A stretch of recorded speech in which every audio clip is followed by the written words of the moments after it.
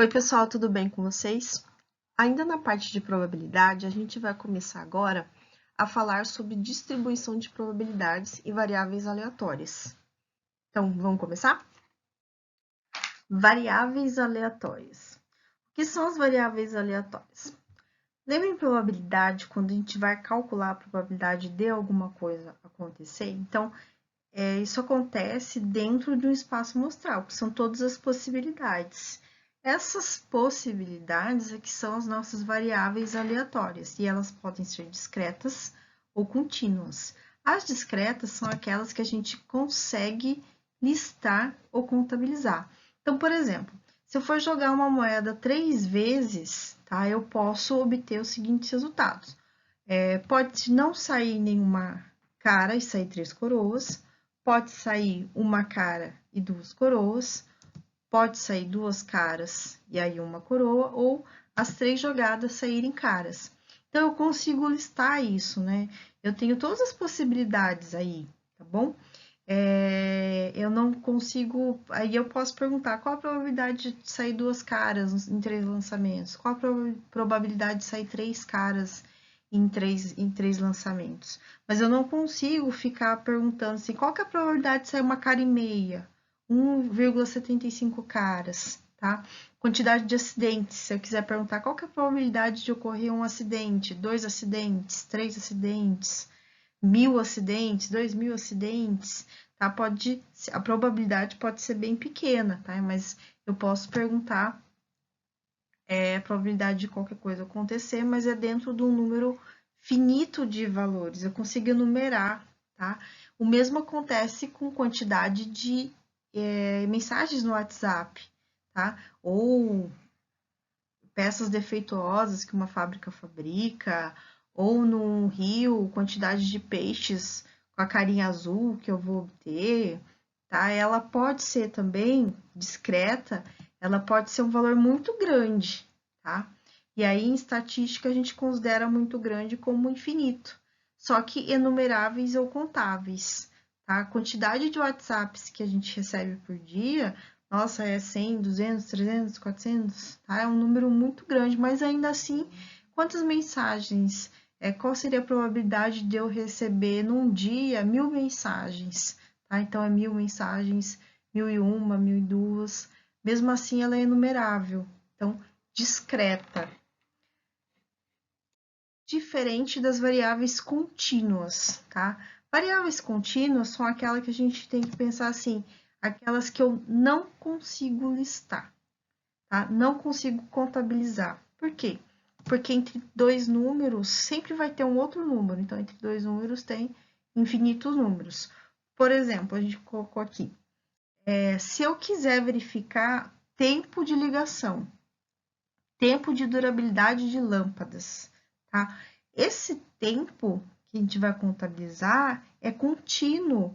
Porque se você for verificar tempo de cada ligação, você não vai ter que uma ligação durou exatamente 1 minuto, ou exatamente 1 minuto e meio, ou exatamente 2 minutos, ou exatamente 5 minutos. A ligação ela dura 1 minuto, 3 segundos e 5 milissegundos. Ela pode ter durado 45 segundos, tá? Milésimo de segundos. Mesma coisa com o tempo de duração da lâmpada. Tá? Eu posso pegar uma quantidade de lâmpadas lá e verificar quanto tempo elas duram. Então, pode ser que dure 2 meses, 3 meses, tá? Mas não vai durar exatamente 2 meses. Vai falar, durou 2 meses, 15 dias, 5 horas e 30 minutos, tá? Então, aí é uma quantidade muito grande, tá? É um número infinito de valores não enumeráveis ou contáveis. Então, eu penso sempre assim, entre dois valores, eu sempre vou colocar mais um. Tá? O mesmo acontece se eu quiser verificar a altura das pessoas. Tá? Se eu for medir, ainda que eu coloque, estabeleça 2, 3 casas decimais, ainda vai ficar um número muito grande. Tá? E o peso, tá? Peso, se eu for pesar frutas, ou saco de arroz, se eu quiser verificar se a quantidade a média, né, que vem em cada saquinho de arroz, mesmo que ele informe que é 1 quilo, tá? O peso de pessoas também é variável, tá? Então, variável contínua, tá? A mesma coisa para dinheiro. Se perguntar média salarial, também, tá? Ela é uma variável contínua. E para essas variáveis contínuas, a gente consegue fazer uma coisa que a gente chama de distribuição de probabilidades, que é a verificação da probabilidade de todas as possibilidades das variáveis do meu espaço amostral. Então, se o experimento for jogar um dado e verificar a face voltada para cima, a gente já viu que ela tem 6 faces possíveis. E a probabilidade de cada uma, por exemplo, a probabilidade de sair a face 1 para cima, tem uma chance em 6, né?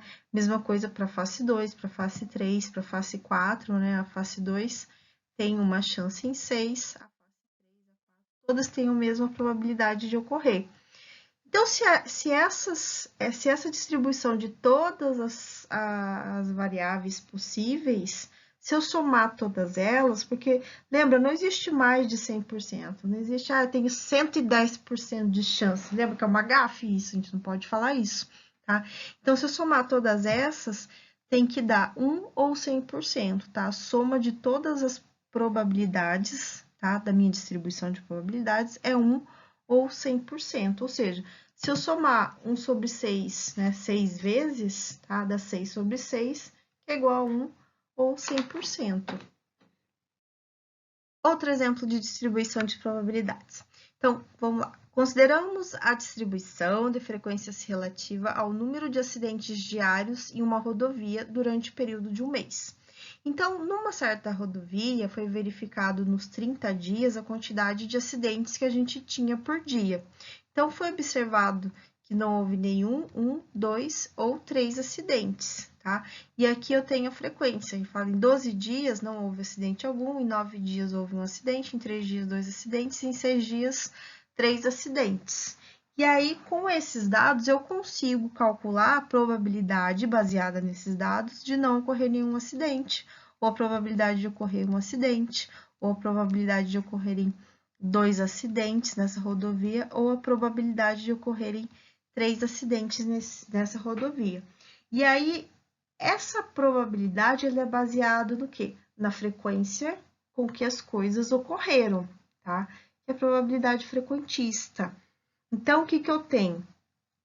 A frequentista, a gente foi lá e pegou os dados e, baseado nesses dados, eu posso calcular as probabilidades ou fazer uma análise de dados. Tá? Então, a probabilidade de não ocorrer nenhum acidente, foi observado o quê? Que em 12 dias de 30 não houve acidente algum. Então, a probabilidade de 2 em 30 dá para simplificar, né, por 3, dá 4 em 10, que é 0,4 ou 40%, tá? Probabilidade de ocorrer um acidente. Em 9 dias dos 30, né, não houve um único acidente. Bom, então simplificando por 3, vai dar 3 em 10, que é 0,3 ou 30%. De ocorrerem 2 acidentes, tive 3 chances em 30, simplificando 1 em 10, que é 0,1 ou 10%.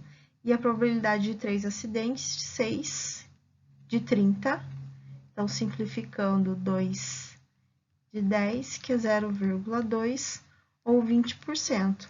Tá vendo que são todas as possibilidades? Lembra que se eu somar, tem que dar 1 ou 100%, tá? E deu, né, ó, 40 mais 30, 70, mais 10, 80, mais 20, 100, tá bom? Em uma caixa de bombom, tem 7 bombons de chocolate branco e 3 de chocolate amargo. Então, no total, eu tenho 10 bombons dentro da caixa. Vamos comer 2, um de cada vez. Então, peguei um, comi, depois eu peguei outro e comi, como se fosse sem reposição. Faça a distribuição de probabilidades.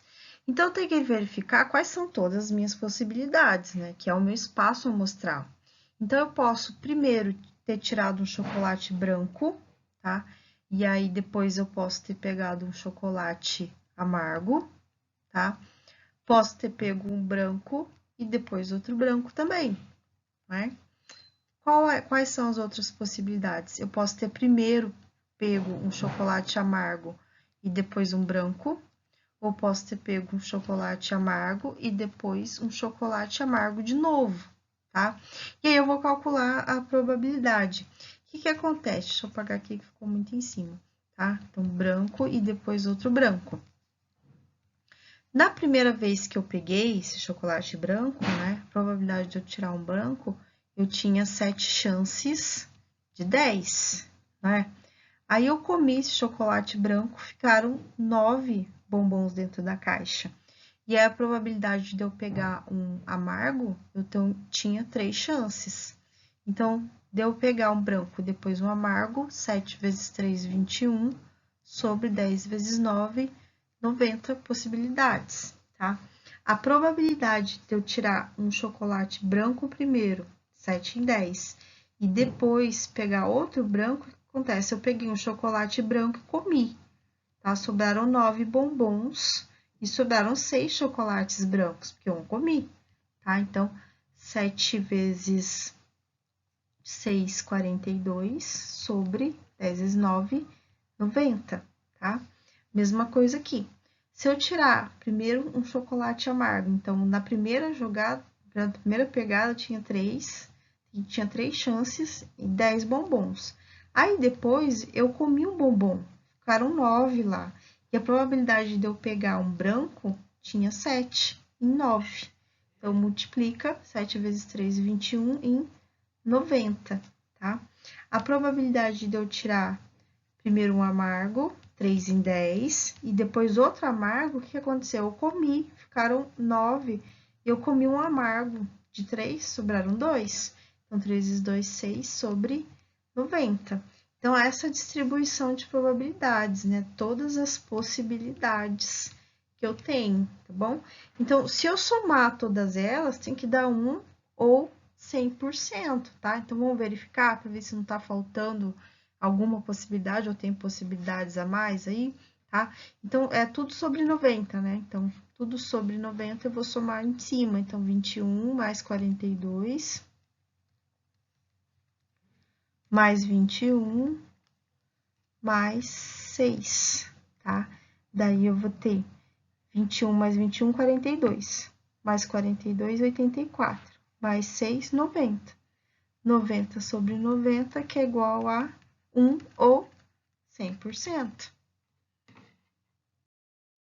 Ainda nessa questão, a gente fez toda a distribuição de probabilidades, né? A gente viu que a gente tem 4 opções, cada opção tem a sua respectiva probabilidade de ocorrer, e aí eu quero saber qual a probabilidade de ter comido pelo menos um chocolate amargo, tá?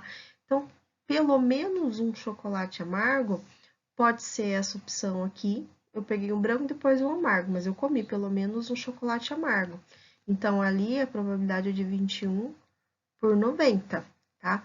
Essa aqui também eu comi primeiro um amargo e depois um branco, mas pelo menos um amargo eu comi. Então, aqui também, 21 por 90. E aqui também, tá? Eu peguei 2 amargos, mas eu comi pelo menos um chocolate amargo, tá? Então, mais 6 por 90, tá bom? Agora, esse aqui não, ó, porque eu peguei 2 chocolates brancos. Branco, comi, peguei outro branco e comi. Então, eu não comi pelo menos um amargo, então esse aqui não entra. Então, a probabilidade de eu ter comido pelo menos um chocolate amargo é a soma dessas 3 possibilidades aqui, tá? Que vai dar 21 mais 21, 42, mais 6, 48 de 90 possibilidades, que vai dar, simplificando, né, 8 em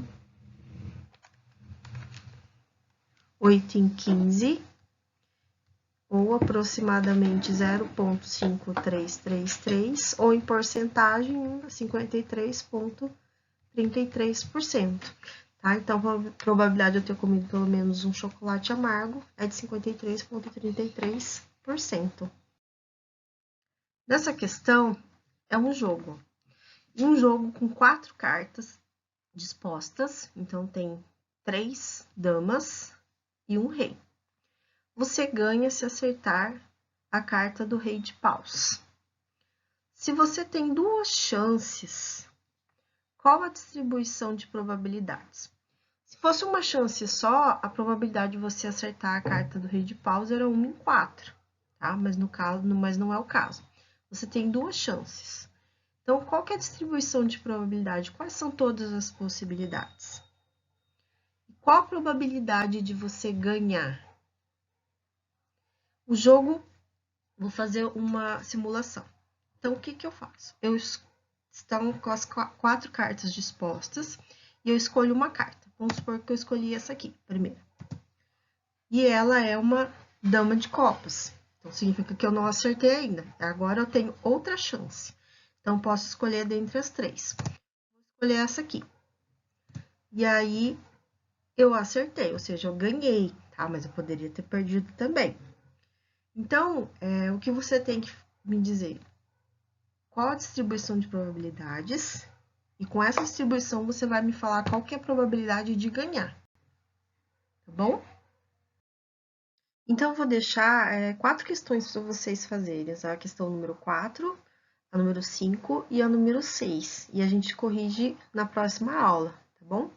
Então, a questão 5. Em uma loja, sabe-se que no horário de almoço entram em média 20 clientes a cada 5 minutos. Assim, nesse caso, poderíamos perguntar qual a probabilidade de entrarem, por exemplo, 13 clientes no horário de almoço, tá? Ou, por exemplo, qual que é a probabilidade de entrar nenhum cliente no horário de almoço? Ou de entrarem 12, 13, 14, tá? Daí eu vou perguntar para vocês qual seria a distribuição de probabilidades nesse caso. Você acha que ela é finita? Tá? Por quê? Questão número 6 também vai ficar de tarefa. A tabela a seguir aponta as probabilidades de ocorrerem acidentes leves, médios, graves e gravíssimos a partir de levantamentos feitos em grandes obras de construção civil. Então, ele indicou acidentes leves, médios e grandes por números, tá? Acidentes leves é 1. Então, ele colocou, em vez de colocar leves, ele colocou 1 aqui, indicando, tá bom? E do lado, ele colocou a probabilidade respectiva. Então, ele está falando o quê? Que a probabilidade de ocorrerem acidentes leves é de 0,6234. Aí, lembra que em probabilidade pode estar em decimal ou em porcentagem, né? 62,34%, tá? Aqui ele está falando que a probabilidade de ocorrerem acidentes graves, né, que é o 3, ó, é de 0,1292 ou em porcentagem 12,92%, tá? Então, vocês vão responder para mim. Letra A, defina a variável aleatória. Letra B, calcule o valor de P de x igual a 2. Então, ele está perguntando, na verdade, x igual a 2 são acidentes, qual a probabilidade de ocorrerem acidentes médios, né? E aí você vai calcular ali, ó, que tá em branco, tá? Mas lembra que numa distribuição de probabilidades, né, a soma do total tem que dar tananã. Na letra C, calcule o valor, calcule P de x menor que 3, tá? E na D, calcule P de x maior ou igual a 3. Lembra que só tá menor, o 3 não entra. O 3 é acidentes graves, tá? Então, P de x menor que 3, ele tá incluindo quem? O 2 e o 1, que é ocorrerem acidentes leves e ocorrerem acidentes médios, tá bom? Então, tentem fazer, a próxima aula a gente corrige, tá? Então, beijo e até mais.